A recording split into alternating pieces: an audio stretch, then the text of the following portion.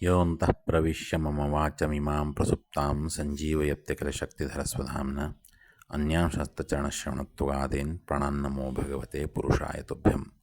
ಹರಿ ಓಂ. ಹಯಗ್ರೀವ ಹಯಗ್ರೀವ ಹಯಗ್ರೀವ.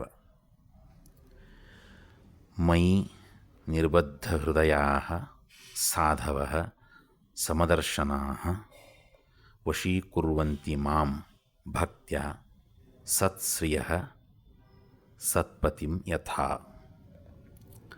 ಅಂದರೆ ಸಾಧ್ವಿಯಾದ ಸ್ತ್ರೀಯು ತನ್ನ ಪಾತಿವ್ರತ್ಯದಿಂದ ಸದಾಚಾರಿಯಾದ ಪತಿಯನ್ನು ವಶಪಡಿಸಿಕೊಳ್ಳುವಂತೆಯೇ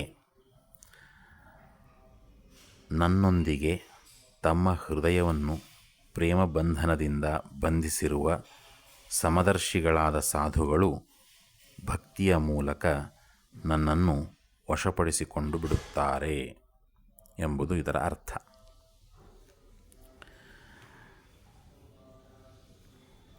ಶಾಸ್ತ್ರದ ಈ ಮಾತು ಸ್ವತಃ ಭಗವಂತ ಹೇಳಿದಂತಹ ಮಾತು. ಭಕ್ತರು ಯಾವ ರೀತಿ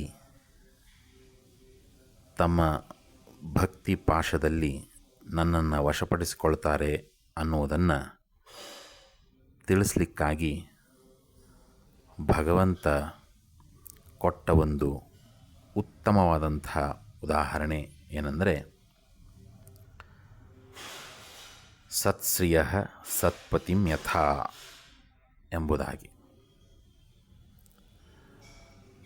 ಸ್ತ್ರೀಯರು ತಮ್ಮ ಪತಿಯನ್ನು ವಶಪಡಿಸಿಕೊಳ್ಳುವಂತೆ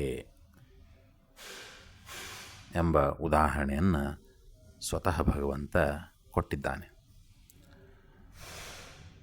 ಅಂದರೆ ಇದರ ಅರ್ಥ, ಸ್ತ್ರೀಯರು ಪತಿಯನ್ನು ತಮ್ಮ ವಶದಲ್ಲಿಟ್ಕೊಂಡಿರಬೇಕು, ಆತನನ್ನು ವಶಪಡಿಸಿಕೊಳ್ಳಬೇಕು, ಹೇಳಿದಂತೆ ಕೇಳುವಂತೆ ಮಾಡಬೇಕು, ಕೂಡಂದರೆ ಕೂಡಬೇಕು, ಏಳಂದರೆ ಏಳಬೇಕು. ಏಕೆಂತ ಹೇಳಿದ್ರೆ ಭಗವಂತನೇ ಆ ಉದಾಹರಣೆಯನ್ನು ಕೊಟ್ಟಿದ್ದಾನೆ ಅಂತ ಮೇಲ್ನೋಟಕ್ಕೆ ನೋಡುವ ಅರ್ಥವನ್ನು ನಾವು ಅರ್ಥೈಸಿಕೊಂಡ್ರೆ ಸರಿಯಾಗಿ ವಿಷಯವನ್ನು ತಿಳ್ಕೊಂಡಿಲ್ಲ ಅಂತ ಅರ್ಥವಾಗ್ತದೆ. ಇಲ್ಲಿ ಬಳಸಿದ ಶಬ್ದವನ್ನು ನಾವು ತಿಳ್ಕೊಳ್ಬೇಕು. ಸತ್ಶ್ರಿಯ ಸತ್ಪತಿಂ. ಪತ್ನಿಯರು ಪತಿಯನ್ನು ವಶಪಡಿಸಿಕೊಳ್ಳುವಂತಹ ಏನು ಪತ್ನಿಯರಿರ್ತಾರೋ ಅವರು ಎರಡು ಪ್ರಕಾರದಲ್ಲಿರ್ತಾರೆ.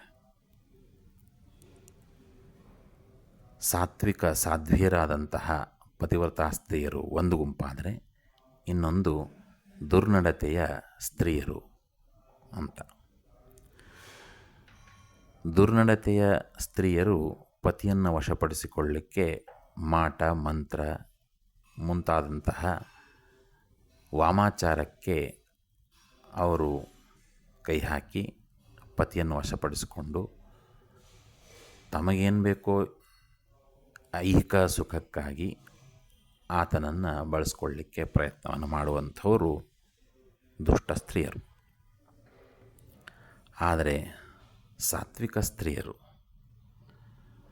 ಪತಿವ್ರತಾ ಸ್ತ್ರೀಯರು, ಅವರು ತಮ್ಮ ಪತಿಯನ್ನು ವಶಪಡಿಸ್ಕೊಳ್ತಾರೆ. ಹೇಗೆ ಅಂತಂದರೆ, ತಮ್ಮ ಸದಾಚಾರದಿಂದ, ಉತ್ತಮ ನಡತೆಯಿಂದ, ಮನೆಯೆಲ್ಲ ಕಾರ್ಯಗಳನ್ನು ಅಚ್ಚುಕಟ್ಟಾಗಿ ಮಾಡಿ ಆತನ ಧಾರ್ಮಿಕ ಅಂದರೆ ಪತಿಯ ಧಾರ್ಮಿಕ ಚಟುವಟಿಕೆಯಲ್ಲಿ ಏನೇನು ಬೇಕೋ ಅದನ್ನೆಲ್ಲ ಅದಕ್ಕೆ ಸಹಕರಿಸ್ತಾ ಉತ್ತಮ ರೀತಿಯಲ್ಲಿ ಆತನಿಗೆ ಸಹಕಾರವನ್ನು ನೀಡುತ್ತಾ ಆತನ ಪ್ರೀತಿಗೆ ಪಾತ್ರರಾಗಿ ಈ ರೀತಿಯಲ್ಲಿ ಆತನನ್ನು ವಶಪಡಿಸಿಕೊಳ್ತಾರೆ. ಇದಕ್ಕೆ ವಿವರವಾದಂಥ ವಿಷಯವನ್ನು ನಾವು ಮತ್ತೆ ಶಾಸ್ತ್ರದಲ್ಲೇ ಹುಡುಕಬೇಕು. ಮಹಾಭಾರತದ ವನಪರ್ವದಲ್ಲಿ ದ್ರೌಪದಿ ದೇವಿ ಕೃಷ್ಣನ ಪತ್ನಿಗೆ ವಿವರಣೆಯನ್ನು ನೀಡುವಾಗ ಇದನ್ನೆಲ್ಲ ಹೇಳ್ತಾಳೆ. ಐಜನಪತಿ ಅಂದ್ರೆ ಯಾವ ರೀತಿ ನೀನು ವಶಪಡಿಸಿಕೊಂಡಿದ್ದೀಯಾ ಅನ್ನೋದಾಗಿ ಪ್ರಶ್ನೆ ಕೇಳಿದಾಗ ದ್ರೌಪದಿ ನೀಡಿದಂತಹ ಉತ್ತರ ಅತ್ಯಂತ ಉತ್ತಮ ರೀತಿಯಲ್ಲಿ ನಾವು ಅಲ್ಲಿ ಕಾಣಬಹುದು. ಆ ನಿಟ್ಟಿನಲ್ಲಿ ಸ್ತ್ರೀಯರು ಪತಿಯನ್ನು ವಶಪಡಿಸಿಕೊಳ್ಳಬೇಕಾಗಿದ್ದರೆ ಸದಾಚಾರವೇ ಮುಖ್ಯ, ಅದಕ್ಕೆ ಕಾರಣವೇ ಹೊರತು ಇನ್ಯಾವುದೇ ರೀತಿಯಿಂದ ಪತಿಯನ್ನು ವಶಪಡಿಸಿಕೊಳ್ಳಿಕ್ಕೆ ಹೋಗಕೂಡದು. ಅದು ಉತ್ತಮ ಸ್ತ್ರೀಯರ ಲಕ್ಷಣ ಅಲ್ಲ ಅನ್ನೋದು ಈ ಒಂದು ಸುವಿಚಾರದಿಂದ ನಾವು ತಿಳ್ಕೊಳ್ಬೇಕು.